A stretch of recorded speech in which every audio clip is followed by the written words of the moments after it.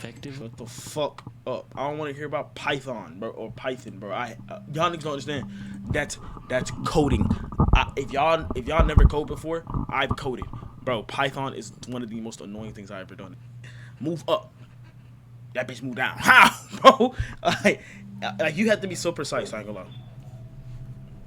Damn. What? If I'm on the bench and I'm sipping my coffee, sipping my water, whatever, it's 8 in the morning. And if I see niggas in green hitting one of these, nah, bro. Nah, bro. Nah, no.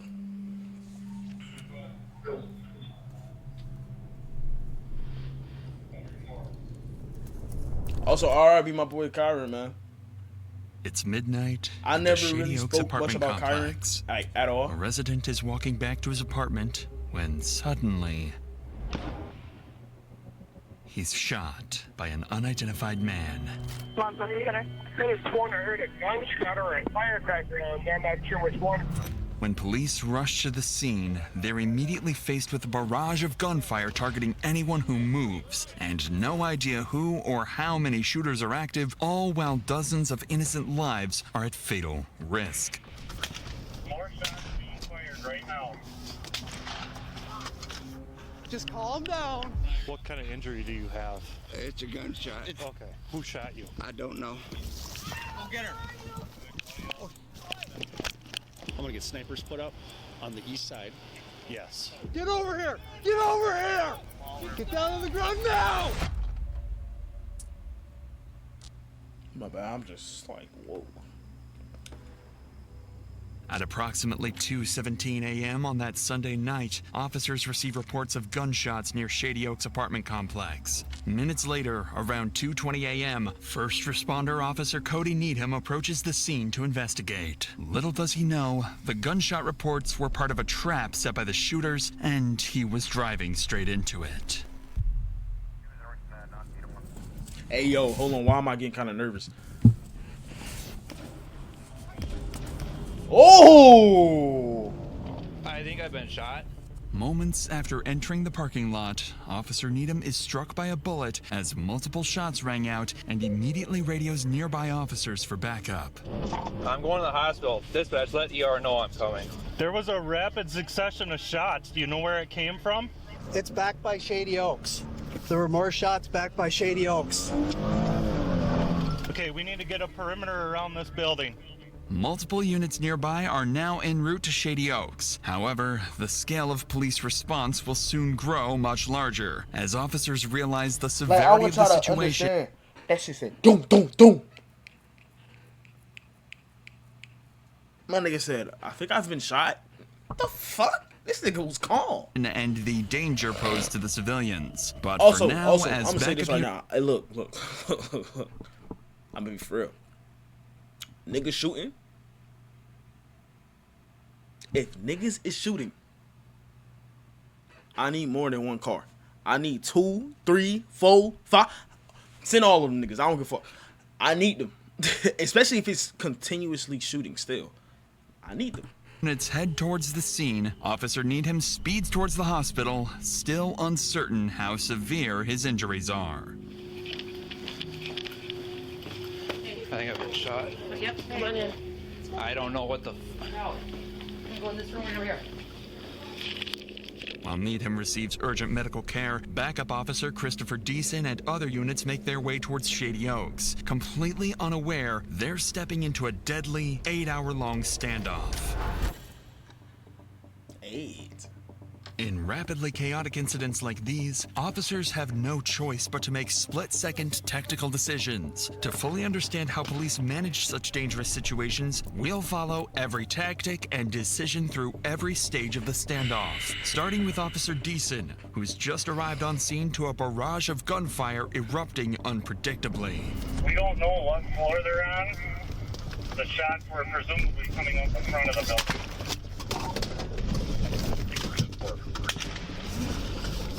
More shots being fired right now.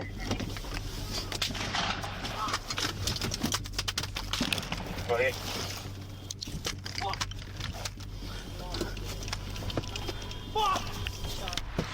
What happened?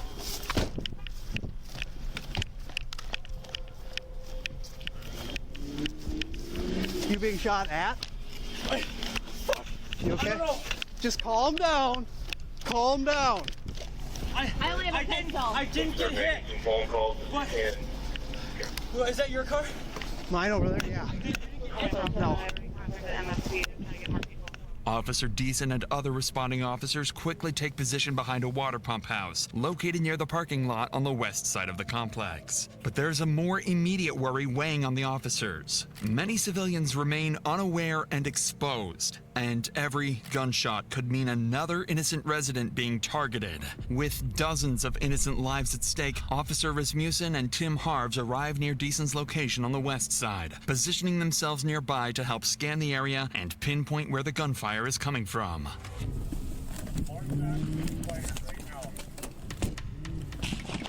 306, 2400, start everybody.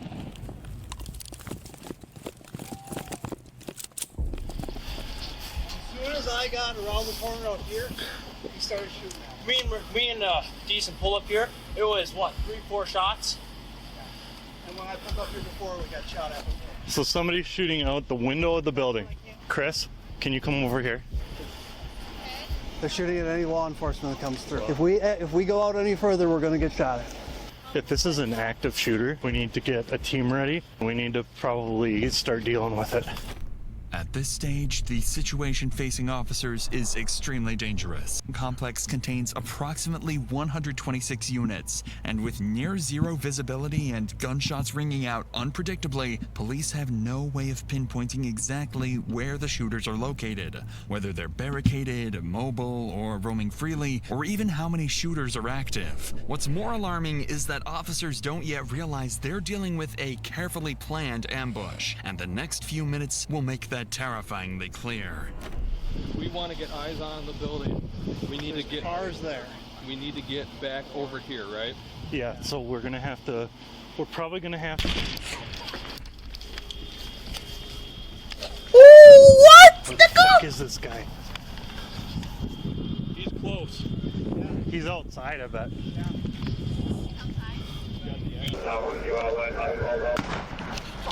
Okay. He's running across! You see him? Yeah, watch it. He's running. Where? Where is he running to? North or He south? ran that way. He ran that direction. Somebody Running ran. south. I don't know if he got shot at or what, but someone just ran across the back lot. He's running. Towards the back lot. To the south. I don't know if it was him or someone that got shot at. Running.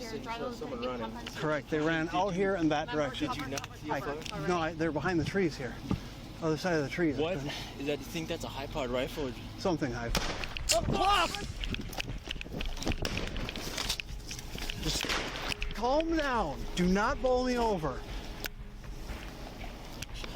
Shot at this house. It's coming from the front of the building. It impacted the road on the Little Fourth. One of the shots officers just heard was aimed at a resident who stepped outside the building, completely unaware of the active threat. He was struck and immediately ran away. With danger escalating and officers still unsure how many shooters they're dealing with, or even where the next shot might come from, their immediate focus shifts to two critical priorities. First, identify and engage the source of the gunfire. Second, secure the perimeter and evacuate civilians inside and outside the building to prevent further casualties. However, officers still don't have a key to access the building from any side, adding a major complication to their plan. So, to move forward, Officer Deason and Harves formulate a tactical plan. One group remains in position, carefully engaging and distracting the shooters to pinpoint their exact locations and number. Meanwhile, a second group cautiously moves around the perimeter, evacuating civilians from areas exposed to gunfire. It's important to understand that incidents like these are not only traumatic for the officers working them, but they can often have the same effect on people simply watching these videos. The evacuation team is about to spread out and begin sweeping the west side of the perimeter. With the shooters' identities still unknown, they have to treat everyone they encounter as a potential threat. Come here. Hey, come here. You have a key fob to the building? Yes, sir. Okay. Are you okay? Yeah, motherfucker was shooting at me. You should have made took out the sidewalk and said, "Oh, you those kids that live with president, bro." Hey, I don't know what she's saying, but I feel her though. Like you get me? Where is she going through it? Damn. I heard it. I was standing in my kitchen doing it. Here, I go don't back to have your a car. phone. I think Now. it's the second floor. So you think it's the I'm second floor? pretty for sure. It's the second floor on the far side. Okay. Go back to your car. Stay in there, okay? Officer Rasmussen manages to clear this first encounter with a resident safely. But as he moves further into the parking lot, he spots someone he believes might be one of the shooters. Come on.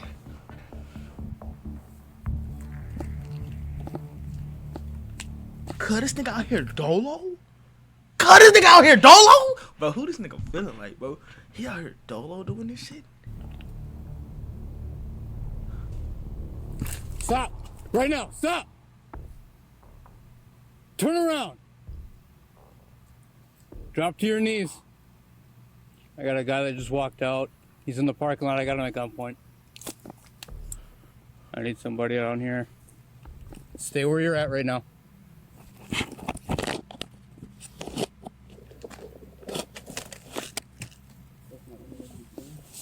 Okay, we got somebody shooting from your building right now. Okay. Okay. Okay, take him. Go to him. Stop. Ma'am, come here. Come here. Come here. It's police department. Come here. There's somebody shooting from your building right now. Okay? Now keep your hands out of your pockets, please. I'm sorry. Go to that red y'all car even see over me? there. Go.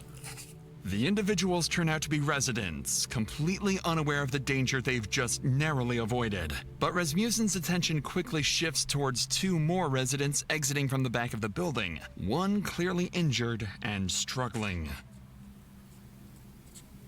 Keith, you got up in the building? This way. This way.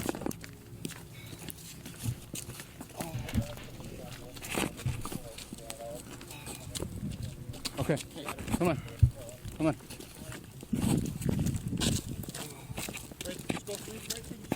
Okay, right here.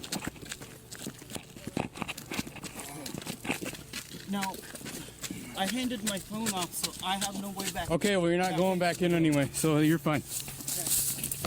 Are you hurt at all, sir? Or just the one? Just me. Okay.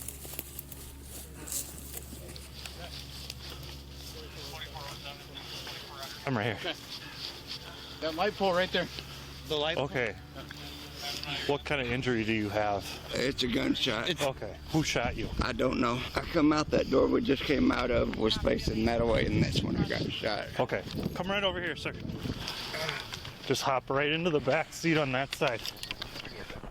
So this one is cool. You basically connect your Shopify account and it's able to pull in your product catalog. And then from there, One of the civilians encountered by police is Shady Oaks resident Daniel Thorpe, the same person officers spotted running away earlier after I want being y'all to understand how fucking locked in I am. This is by crazy. gunfire. Daniel Boom. is now the second confirmed victim following Officer Cody Needham. Yeah. Unfortunately, they won't be the only casualties as the night continues.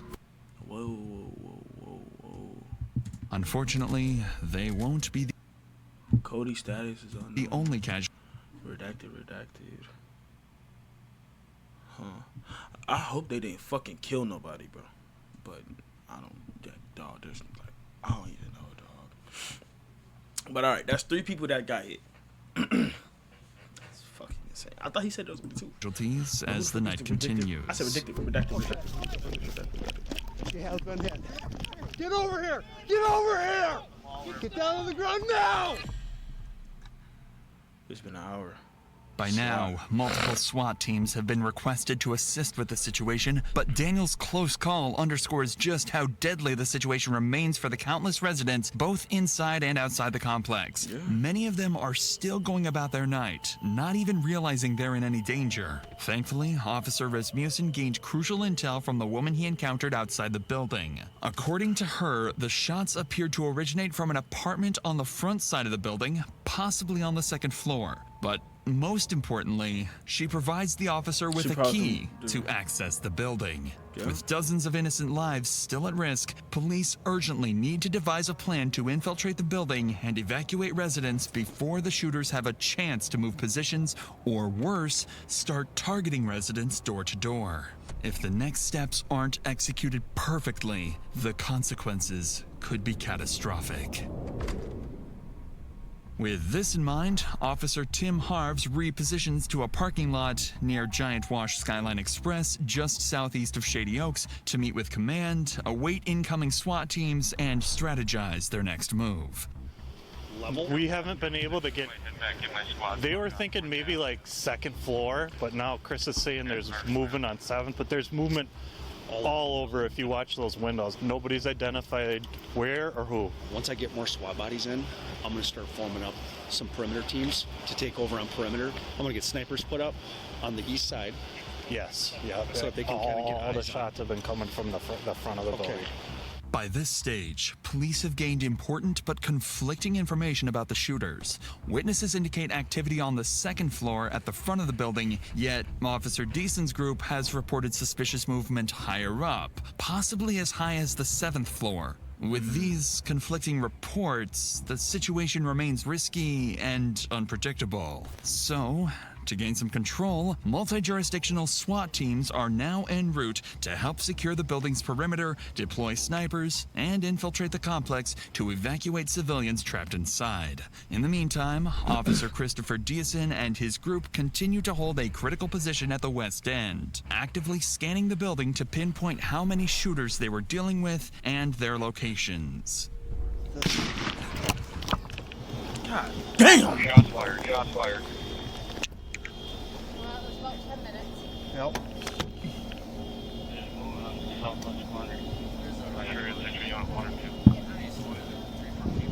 Correct. Correct. Some are moving towards this.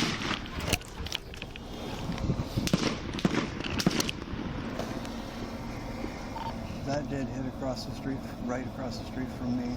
It sounded like birdshot. While Officer Deason's team continues to hold their position on the west side, a critical oversight is exposed in the perimeter setup. Road closures intended to prevent civilian traffic from entering the active shooting zone weren't established quickly enough, allowing unaware drivers to slip through. This major flaw is about to lead to disastrous consequences. Fuck. Oh. He did. That nigga said disastrous consequences.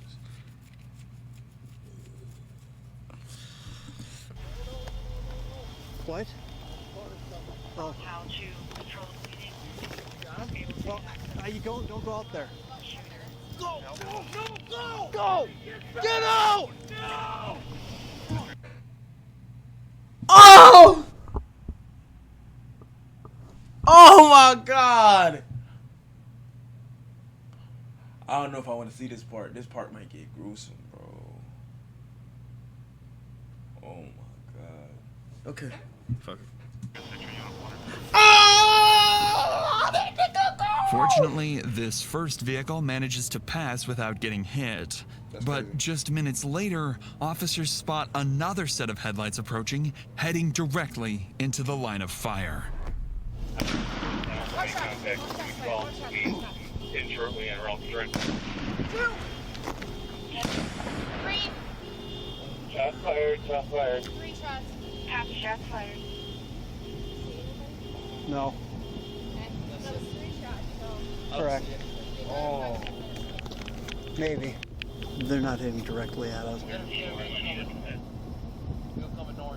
Yep. Vehicle. Vehicle coming northbound on 4th.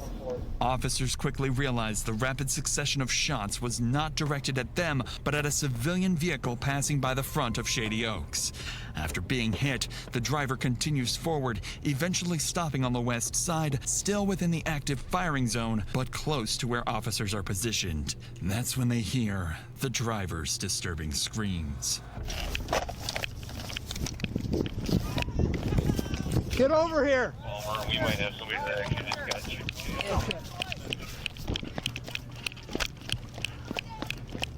has been hit. I know, go on. Let's go.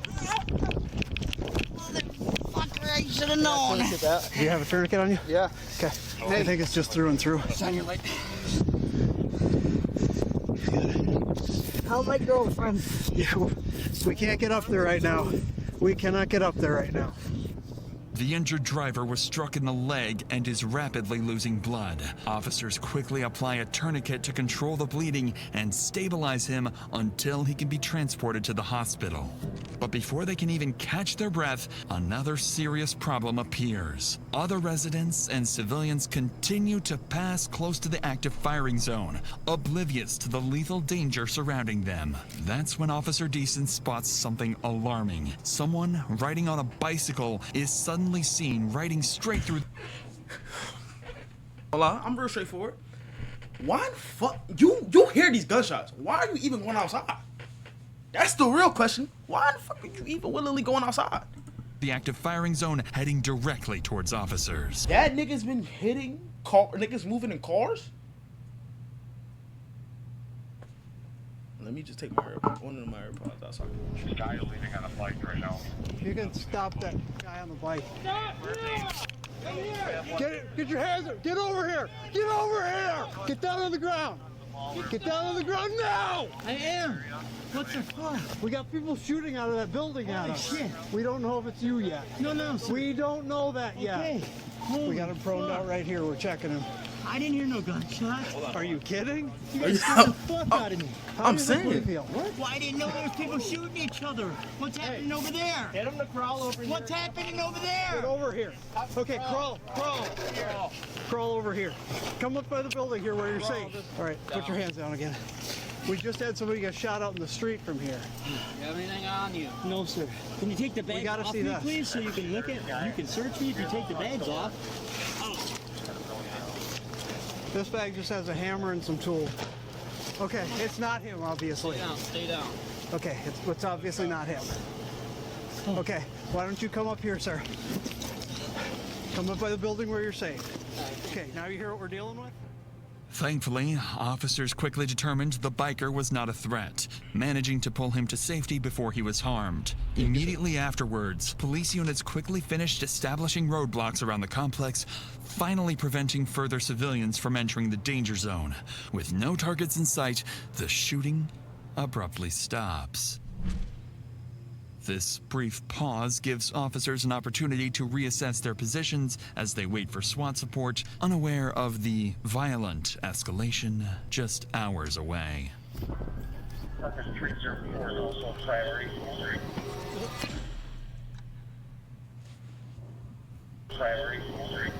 Look at the way that nigga bro, you could see that shit clear as day now. Parker 304 is also. Like, what's the purpose of this nigga doing this stuff?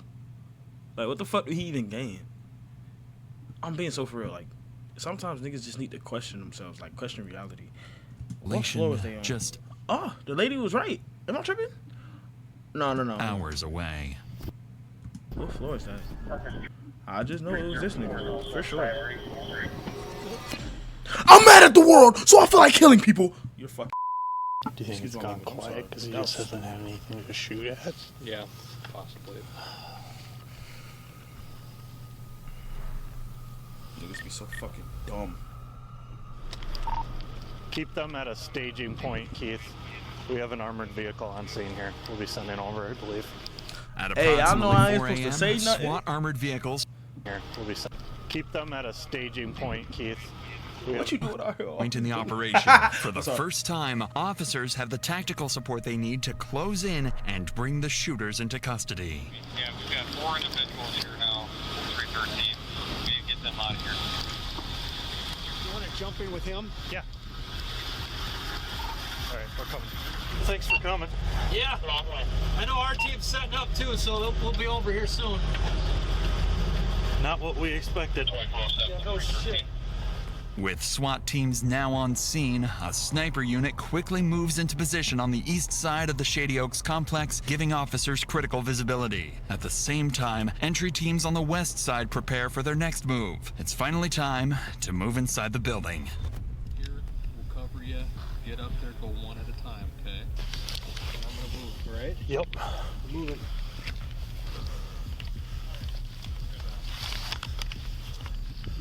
.306. We're by the dumpster where you were. What's your 20?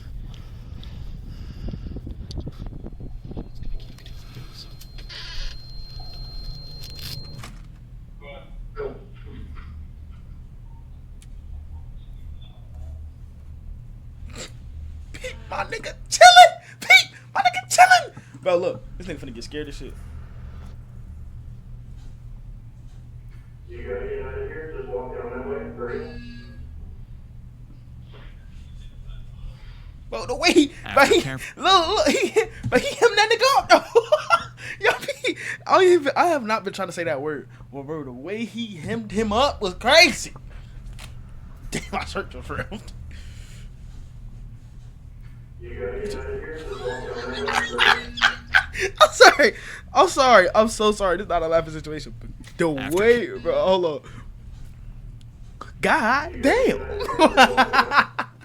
After carefully evacuating ground no. floor I ain't gonna lie, residents this over shirt the probably next gonna get 2 ripped up. hours, SWAT teams successfully secure the lower levels, ensuring the shooters have no path to escape. Like that nigga shit, but As the sun rises over Shady Oaks, police gain a critical advantage: daylight. With improved visibility, they deploy drones overhead, giving officers a clear, real-time view of the complex. As the drone hovers above Shady Oaks, officers notice movement on the 3rd floor. Someone barricaded near a window in apartment 303. Snipers positioned across the street quickly adjust their aim towards the apartment, while officers remain on high alert, knowing other suspects could be hidden throughout the building. Over the next hour, tensions escalate as the barricaded shooter fires and destroys a police drone monitoring his position. At around 8 a.m., negotiation teams attempt to make contact, urging the shooter to surrender peacefully. But despite repeated attempts, he refuses to respond. By 10 a.m., after over 8 hours of standoff and with peaceful options exhausted, an armored SWAT vehicle pulls up directly into the shooter's line of sight, preparing to launch enough tear gas canisters to saturate the entire apartment.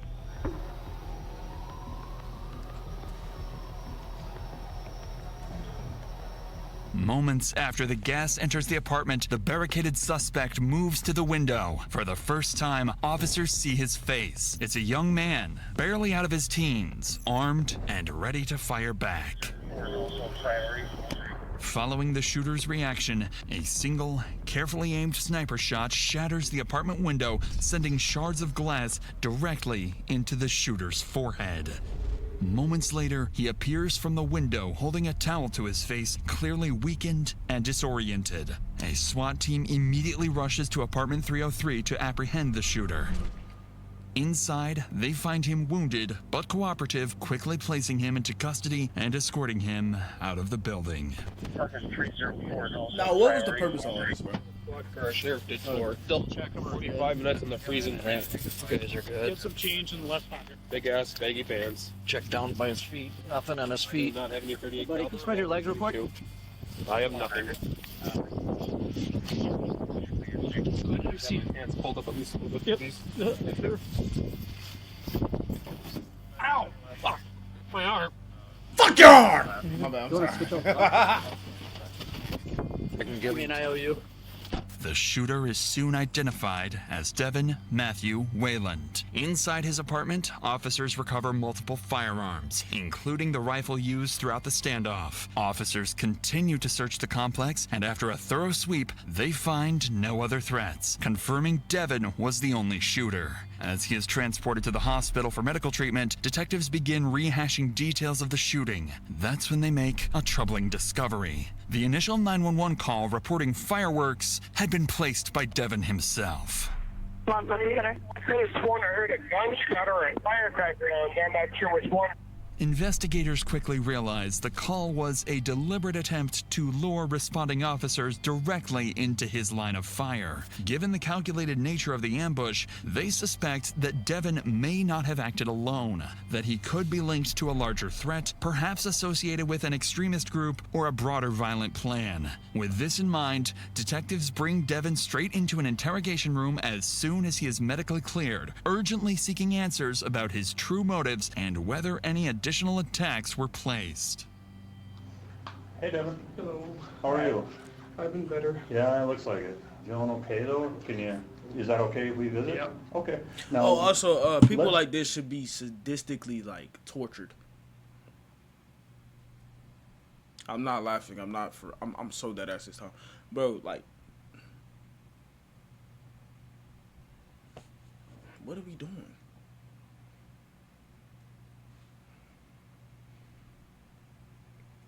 Why? What does he gain from this?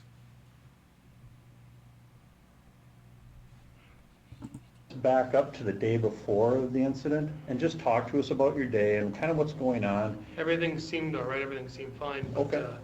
these ex-friends of mine, they wanted to hang out with me, and it was gonna be his girlfriend's birthday, 21st birthday, so they wanted to party and drink. Well, I do like political discussion. I like to see people's views and ask them why they think of that, so I can respect them deeper and Like view them. political stuff? Yep. Okay. But it just turns out that they're ex-tweakers, and I think one guy was tweaking there. This guy's name was Seth something. And they're all like they're saying I'm getting in their face and screaming at them. I'm partially deaf from working in machinery. I said, I'm sorry, I'll get down on my hands and knees. I'll show you I'm not being violent. And this woman was saying, get on my man's face. And I'm like, I'm not in your man's face. I'm just saying, this is how I view about the situation, because how can I respect you? You've been nothing but nice to me. So she has until this point on. And Judd said, get off his face. I said, I'm not in your face. He pushed me. He was trying to fight me, so I fought him. And Jordan got on me, and he tried fighting me, and he claimed he was trying to make sure there would be no fight to happen. But that was the last straw. And for some reason, I felt like because no one would believe my side of the story, I had my firearms out and ready to use, just in case anything did happen, which I didn't want it to, but I had an accidental discharge in my Mosin Nagant rifle and had one bullet for it. I'm not Which sure. kind of rifle was it? Mosin Nagant. Okay. It was a mental slip up. I haven't been employed in a year. And my grandfather died 3 years ago. I just wanted it, and I didn't want to ever shoot a cop. That's why I surrendered. Were you aiming at anything throughout Just the the 75 cars, rounds? just the cars, trying to get the cops to come so they'd shoot me. I didn't want to shoot the cops, I didn't want to shoot anybody else, I just wanted to shoot the cars so that they would shoot me. But And is that from alcohol, or I were couldn't myself. It's against my own views. I would have to have somebody else shoot me theoretically. So that's where that idea. I know it sounds really fucked up. I wanted to live. I tried telling myself this and that, but under last night's situation or ordeal, it just got too much to me, too fast. So, do you remember what exactly you told the dispatcher when you called in? It sounded like there was a gunshot or fireworks or some type of discharge, like some type of fire shot. So if you said the word fireworks, would you mean fireworks from a gun or actually fireworks? I don't know. Did I say fireworks? Or are you getting Well, you this might one? have. You I might don't have know if said I did. fireworks. I don't know if I did. Perhaps the most striking thing about Devin's confession is his description of feeling trapped between a desperate wish to die and an inability to harm himself, a psychological state commonly known as suicide by cop, where someone intentionally provokes law enforcement into using deadly force to end their own life. Following the interrogation, detectives determined that Devin Wayland acted alone, ruling out connections to any larger extremist groups. Devin admitted to intentionally provoking police to respond with deadly force, driven by anger and humiliation after an earlier confrontation at a party. Thankfully, the 3 victims wounded in the shooting, including Officer Cody Needham, would ultimately recover from their physical injuries. When Devin's case reached trial, Minnesota's Court of Appeals rejected the argument that his actions were solely driven by suicidal intent. Although Devin claimed that provoking police into shooting him was his primary goal, the court found his broader actions of repeatedly firing at officers and civilians to clearly indicate a deliberate intention to kill or seriously injure others. Devin's defense team argued that severe mental health issues were primarily responsible. Yet again, people just blaming the mental health, bro. Need you to come my way. I'm going out my mind. they blue. How many at one time? What you said gotta be true. You was all on my mind. Wherever I go, they go. Too many at one time.